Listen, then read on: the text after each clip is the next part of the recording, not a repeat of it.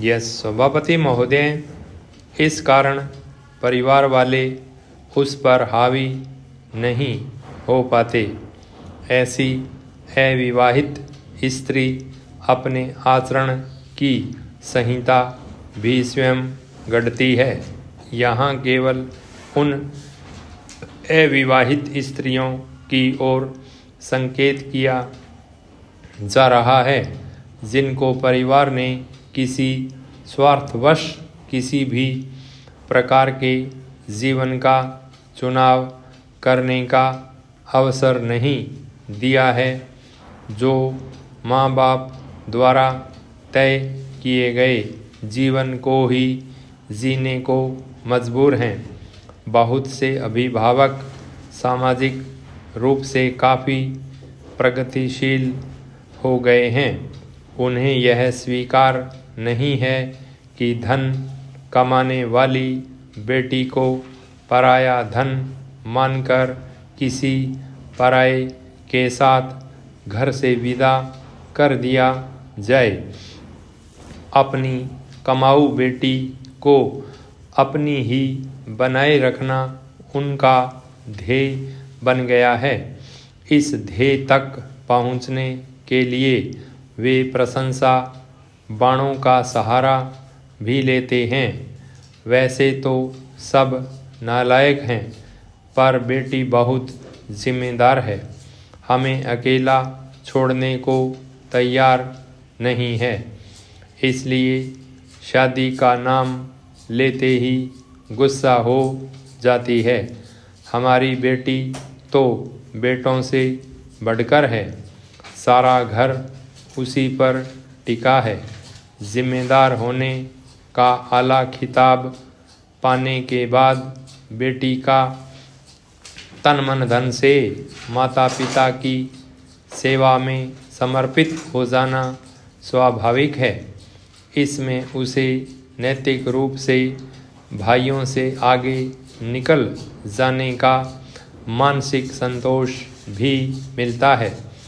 प्रशंसात्मक ऐसे जुमले वास्तव में एक मनोवैज्ञानिक अस्त्र का काम करते हैं। अपनी हर आज्ञा मनवाने वाले माता पिता बेटी के जीवन के अहम प्रश्न पर उसकी तथाकथित इच्छा के आगे नतमस्तक हो जाते हैं। बेटी की ऐसी इच्छा में उन्हें विद्रोह की गंध नहीं आती। अतः ऐसे में किसी प्रतिवाद या भर्त्सना का प्रश्न भी नहीं उठता है। इस विद्रोह को जग जाहिर करके वे एक गहरे गौरव का अनुभव करते हैं। अविवाहित स्थिति को स्वीकार करके बेटी अपने शरीर के नकार को भी स्वीकार कर लेती है। भारतीय परंपरा में शरीर के नकार का ऊंचा स्थान है। शरीर का यही नकार संतों की सबसे बड़ी पहचान है। संतों का अनुसरण करके बेटी माँ बाप का यश बढ़ा देती है। विवाह के लिए बेटी की अनिच्छा के सार्वजनिक प्रचार के पीछे एक विशेष उद्देश्य छिपा रहता है। माता पिता का अपनी सार्वजनिक आलोचना से बचाव। उन्हें इस बात का भी पूरा भरोसा है कि उनके सार्वजनिक प्रचार के प्रतिवाद में बेटी अपने होठ नहीं खोलेगी। खुलकर शादी की इच्छा व्यक्त करना इस वर्ग की शहरी लड़कियों के लिए भी उतनी ही लज्जाजनक बात है जितनी गांवों में रहने वाली लड़कियों के लिए है। विवाहित स्त्री का गौरव यदि पतिव्रता होने में है तो अविवाहित स्त्री का परिवार व्रता होना ठहरा दिया जाता है। परिवार व्रता को अपना आचरण किन नियमों के अनुसार ढालना चाहिए, ये सब माता पिता द्वारा रचित आचार संहिता में विस्तार से दर्ज कर दिया जाता है। जैसे पतिव्रता पर पुरुषों पर दृष्टि नहीं डालती है, वैसे ही परिवार व्रता परिवार से परे पुरुषों को कोसों दूर रखने को बाध्य हैं। उपाध्यक्ष महोदय, मुझे बहुत प्रसन्नता है कि गंगा नहर शताब्दी महोत्सव के उद्घाटन के लिए मैं यहाँ आ सका। यह नहर भारत की वर्तमान नहरों में शायद सबसे पुरानी है। इस नहर से इस क्षेत्र के लोगों को जो अनेक लाभ पहुँचे हैं और अनाज तथा बिजली के उत्पादन से यहाँ जिस संपन्नता के युग का आरंभ हुआ है, उसके कारण नदियों की उपयोगिता में जनसाधारण का परंपरागत विश्वास और भी दृढ़ हुआ है। इस देश में नदियों को सदा ही महत्वपूर्ण स्थान दिया जाता है।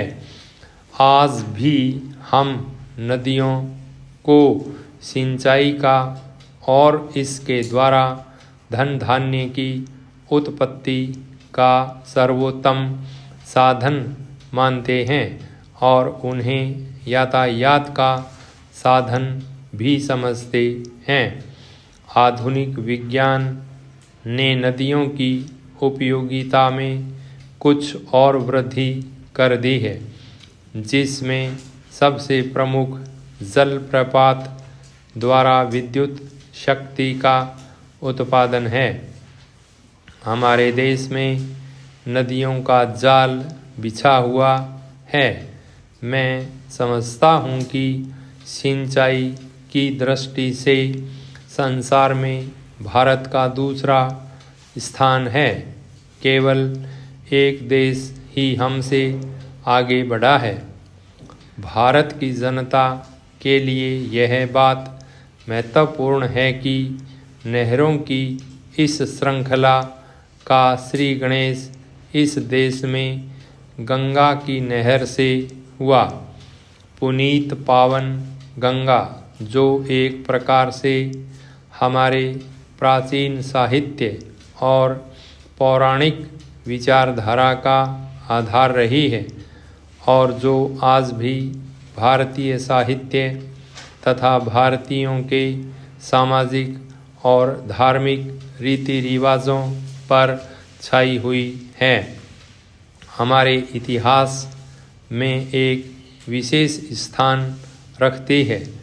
अब से हजारों वर्ष पूर्व भी यहाँ के लोग गंगा को पावनता का स्रोत और वरदान दात्री मानते थे।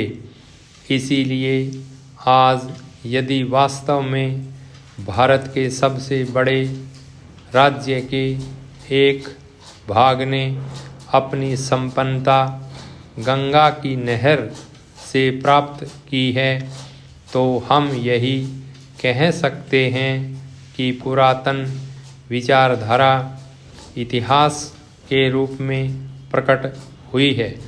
यह तथ्य चाहे एक संयोग मात्र ही हो, किंतु हम सब के लिए निश्चय ही इसका महत्व है।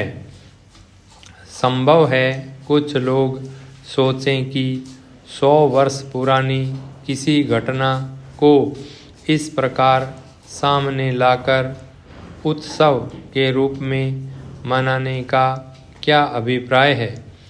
ऐसी शंका का आधार मानव स्वभाव से अनभिज्ञ और प्रेरणा के एक महत्वपूर्ण स्रोत को ग्रहण न करने की इच्छा ही हो सकता है।